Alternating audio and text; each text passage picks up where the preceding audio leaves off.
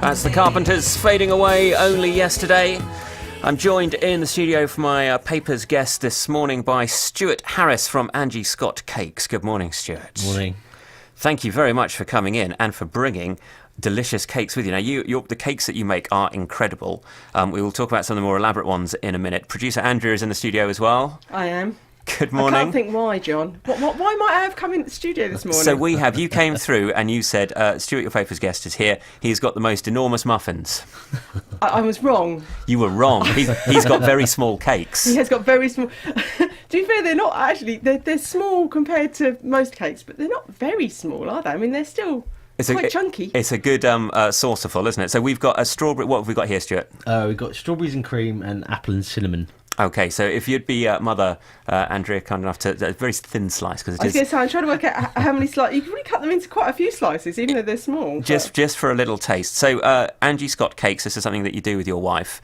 And I guess your specialty is functioning cakes. So these are cakes which have some kind of mechanical or physical component to them. What have you created?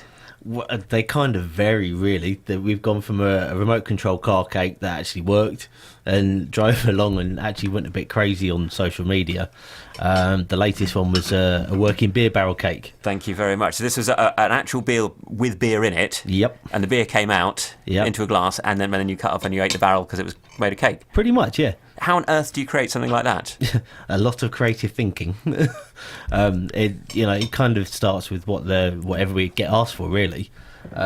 We've had the beer barrel one started with a like a flat cake, and then we said, well, how about we try doing this, that, and the other. And he was a big Adnams drinker, and at a pub down in Stansted.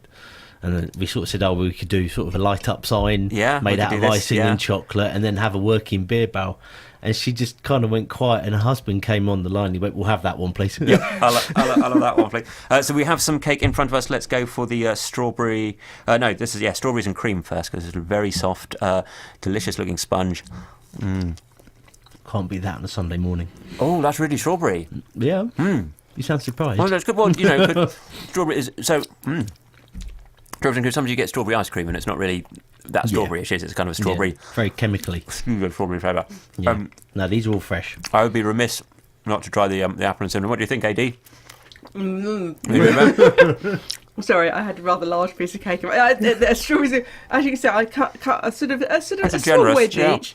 I managed to eat about half my wedge in one go, and therefore I couldn't speak. It's really lovely. Yeah, the strawberries and cream. I haven't had that on yet. That's so soft and good work. So is this your fair hand or is this your wife? No, this is my wife. We are a wife and husband team. She does all the hard work and I just help her out, really. You are logistics and support. So presumably the danger is people see you've done a remote control car, which I posted on my social media on Twitter. So you can see it racing around before being sliced up. Yep. They see that and they go, I'd like that, but could you do it so that it jumps through fiery hoops? Or, you did an Adnams beer barrel. Could I please have a working champagne bottle? Or, you're going to have to up your game every time. Yes, but we're open to try anything, really. We've got a couple lined up over the next couple of months that are going to be pretty good and different as well. Pretty good and different. I see a glint in your eye. This is a man who likes a challenge. Fantastic. So people can see on your website, angiescottcakes.co.uk. You've been leafing through the papers next door and come up with the stories that caught your eye. Let's start in The Sun on Sunday. Boy 5 choke death, school lunch horror. A boy of 5 died after choking on food in his school lunch break. This is in East Yorkshire. Why did you choose this? We went on a holiday about a year ago, and my son was 2 at the time. He was eating a tortilla thing, and he started choking, and I didn't know what to do. But luckily my wife did, and she sort of jumped in and everything. And the thing is, there's not enough training for new parents. There's not enough training in schools. It doesn't say anything about anyone trying to help him. Or is that because they didn't know? Is that because they've missed something out in the story? But it's kind of scary. It is. I mean, when I first became a dad, me and my wife went to first aid course, run by St John's Ambulance, designed like that, and resuscitation on a child dummy and that kind of stuff. But there's so much that can happen with young people, and they're so precious and fragile in some respects. I mean, that must have been a really scary moment for you and your family. Just a bit, yeah. It was something that kind of, he wasn't allowed crisps after that, put it that way. Yeah. Until sort of relatively recently. But it's hard because you can't then, there's danger and peril everywhere, and you can't, How do you protect someone? Don't go to the top of the slide, you might fall down. Yeah. But you need to fall down so you learn about going to the top of the slide. Yeah, you've got to learn from your own mistakes. Yeah. Oh, no, a minefield. So that's in the Sun, page 20, the incident up at East Yorkshire. It was in Hull. The Observer. Can't cook, won't cook. New bid to tempt kids into kitchens. This is Sarah Hughes, a food writer and actor, have joined forces to launch a website they say takes a fresh approach to teaching children to eat and cook healthy food, the Table of Delights. Should we... It's hard to get kids to eat some things. I guess if they cook it themselves, then you have more of a chance. Well, I think that, they're talking about things like hiding vegetables and stuff like that. And realistically, just get them to eat it, get them to try it. And then it's a case of making it all pretty and nice and tasty, rather than just giving them a vegetable. But also it's about getting them to cook and take responsibility. Because, yesterday I was cooking fried eggs with my son in the morning, and he's only 3. So I think it's important to teach him independence early.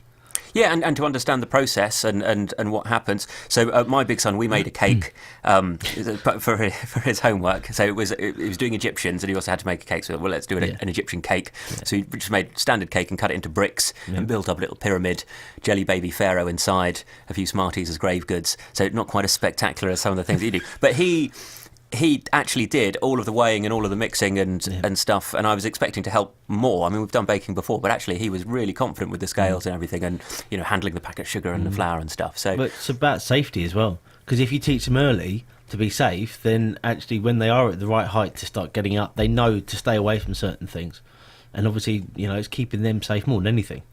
And for the long-term future, if you have... I went to university knowing, being able to cook quite happily, because that's what my mum taught me and expected of me. There were people, fellow 19-year-olds who really couldn't boil water, and I was astounded. But, that's probably not alone. So this is a new website being launched, the 5 o'clock apron. The Table of Delights is the website's name, so you can encourage children to cook with kind of ideas and recipes. And there's loads, people love sharing, especially on social media, successes that they do and ideas. Yeah. I do pizza faces. You do a pizza, you put a face on it, and then before you eat it, you get son or daughter to lie down on the floor with their head underneath the table. You stand on a chair and take a picture so it looks like the pizza face is their face. Pizza faces. Yay. Excellent. I'll try that one later. Do it with whatever you like. The Sunday Times. Choc bars to shrink 20% in war on sugar.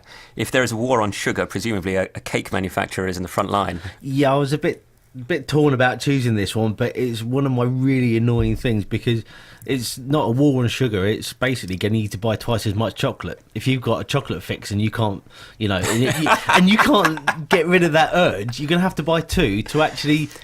to fix it. No, because you buy a chocolate bar and you eat the chocolate bar. So if the chocolate bar had one less square on it, you wouldn't buy another one. You'd just have a slightly smaller chocolate bar. No, I'd buy 2 to start with. If you buy a double chocolate bar, then you eat all of that. That's just human nature. You finish there. But I don't think it's chocolate shrinking. I think it's a case of removing sugar from everything. Well, not everything, but obviously all the processed food, sugar in everything. We put sugar in absolutely everything, and you don't need to. And again, if you're cooking from actual ingredients rather than from other stuff, then you don't have, you wouldn't add sugar to anything that you made at home unnecessarily, but it is in all of the sauces. Unless it's a cake, in which case you would add sugar, but then you know what is in it. This is butter and sugar. We're not going to have it for breakfast unless it's a special occasion on a Sunday. But you know that, and you can make an intelligent choice about it, I guess, if you don't know that sugar is everywhere. And we've both got slightly small tummies. I eat a lot more cake than you do. Well, challenge accepted. So that's in the Sunday Times.